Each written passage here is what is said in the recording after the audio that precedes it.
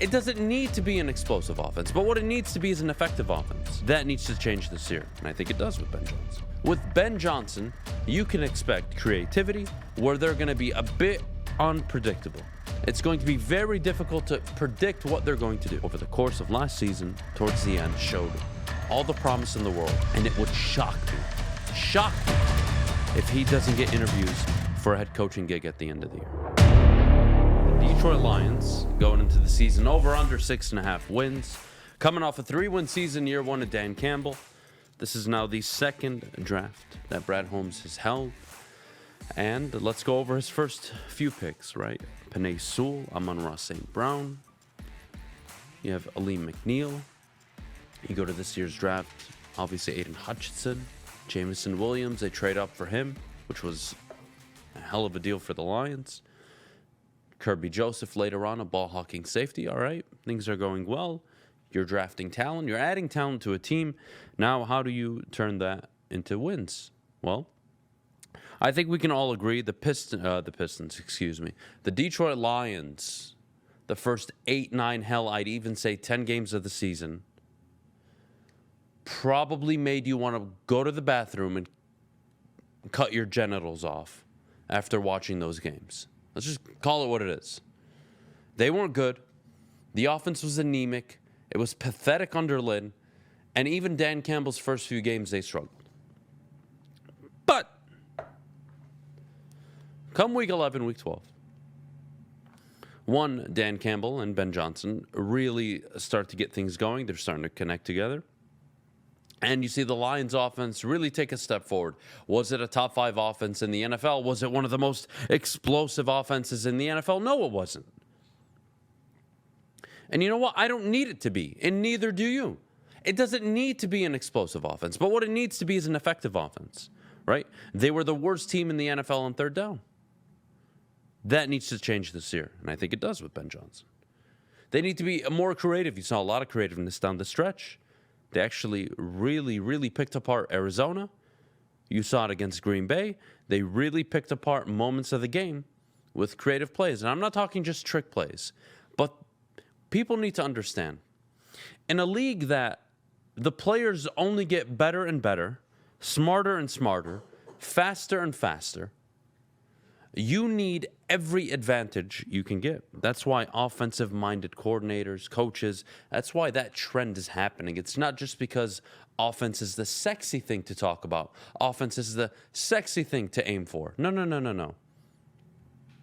The offensive coordinators, the offensive-minded coaches are getting the attention, are getting the big bucks. Why?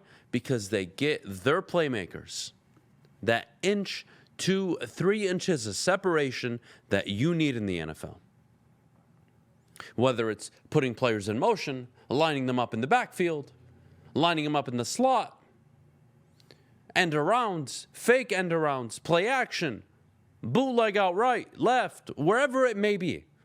The point is, with Ben Johnson, you can expect creativity. I would say they will be a top 15 team in terms of deception. They will be one of those teams where they're going to be a bit unpredictable. It's going to be very difficult to predict what they're going to do. Now, well, Adam, they're going to be a run-first team. Yeah, they are. They are. But that comes with a ginormous but. I'll tell you why. Let's say you start the game off. You run the ball effectively. All right, they're committing people in the box. Forget the idea of a deep threat, beating them downfield. You have the ability to carve open any defense in the NFL when you have them playing on their heels. It's that simple. When the linebackers, the safeties, when they're not confident in their step forward, makes all the difference. Again, why do coaches, why do scouts, why do GMs, why do they love quarterbacks with arm talent? Because your ability to make those throws where your window is only so marginal, so small, so slim, those are the throws that make all the difference in the NFL. Why do you think Lamar Jackson gets so much hate? And look, he's a winning quarterback, effective quarterback, damn good player, MVP. But 2 minutes to go in the game, which I would argue a lot of games are decided in the 2-minute warning and the 2-minute drill. Hell, even the 3-4-minute drill. What are you doing in that moment as a quarterback? Are you needling or threading throws downfield that changed the outcome of a game that you weren't supposed to make? I'll give you an example. Matthew Stafford's no-look pass in the Super Bowl, that was a notable one. Notably, against Tampa Bay, Matthew Stafford, after getting sacked, the deep ball to Cooper Kupp, those are throws you have to make in the NFL. It's not just Stafford. Burrow, Rodgers, Mahomes, Allen, Herbert, everyone have to make those throws, have to have those. The Niners have a Super Bowl if their quarterback is able to throw a 40, 45-yard deep ball. That's it. If he can make one throw, they are Super Bowl champions. And we don't talk about the Kansas City Chiefs. They're just disappointments. We don't consider Andy Reid a finally made coach in terms of success now that he has a Super Bowl. None of that happens. It's baffling to me. That's why. So with Ben Johnson this year, is Jared Goff your prototypical franchise quarterback, must-have, athletic, throw the ball downfield, cannon of an arm?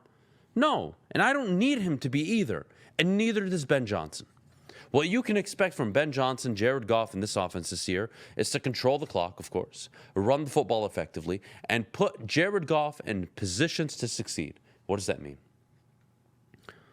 Well, it can mean a variety of things, but I think the most important aspect of putting Jared Goff in a position to succeed is not putting him in third and long situations.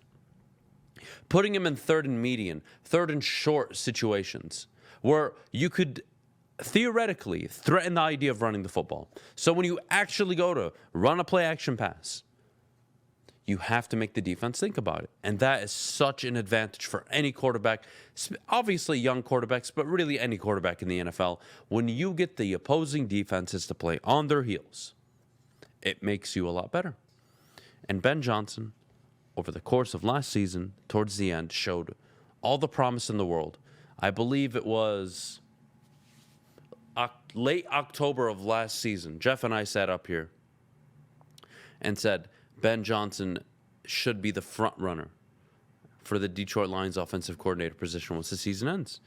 If he is that involved, if what's coming out of the building is that true, he is involved with play design, scheming for the games, he should get the opportunity. Now, how is he going to call plays this year? How is he going to handle stressful situations, third and short, fourth down situations? Is he going to mirror his head coach? Is he going to be, I wouldn't say he's going to have full autonomy, but will he have 70% control, 60% control? Or will it be 50-50 decisions or 51-49? Who knows? At the end of the day, I think Ben Johnson is going to be one of the better offensive coordinators this year in the NFL. And it would shock me, if he doesn't get interviews for a head coaching gig at the end of the year.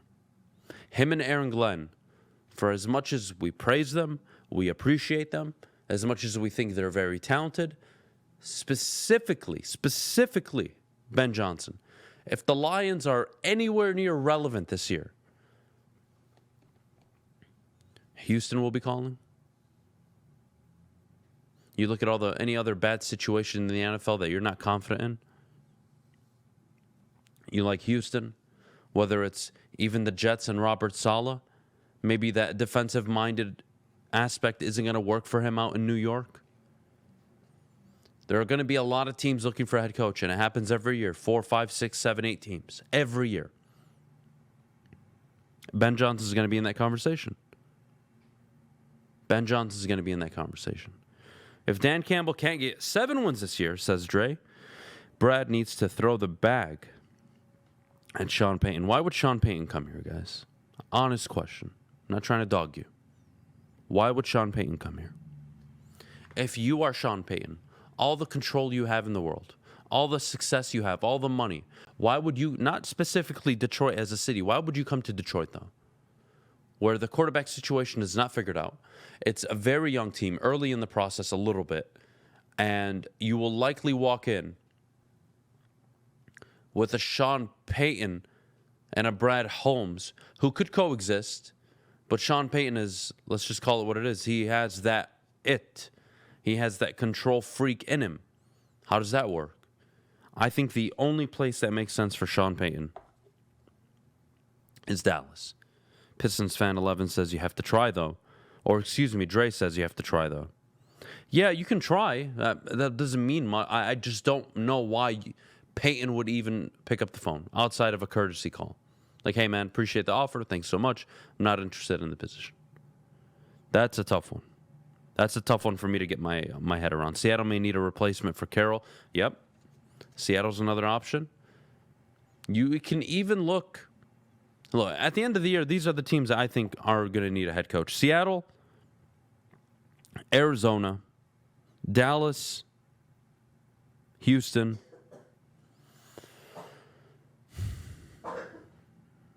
Teams in the AFC, I mean, the AFC North is set. The AFC East is pretty set. McDaniels' his first year. Maybe Robert Saleh's on the hot seat if they have a really bad year, but outside of him, I can't think of anybody in that division. No chance. The AFC West, no chance anybody gets fired. And the AFC South, the Colts just hired a defensive coordinator. Or excuse me, no. The Bears hired a defensive coordinator as their head coach. In the South, you have Jacksonville, not going to happen. Colts, not going to happen. Yeah, there'll probably be 4 or 5 jobs this year open in total. And Ben Johnson's going to be getting calls. Panthers are a good one, too. Matt Rule's probably done. Like, I don't know what's so difficult. I don't care how good your defense has shown it can be, how creative your offense has shown it could be. You couldn't protect the quarterback, and you've never gotten the quarterback right. I don't care who you are. Bill Belichick's gotten fired before. You can't get a quarterback, you're not going to win in this league, guys.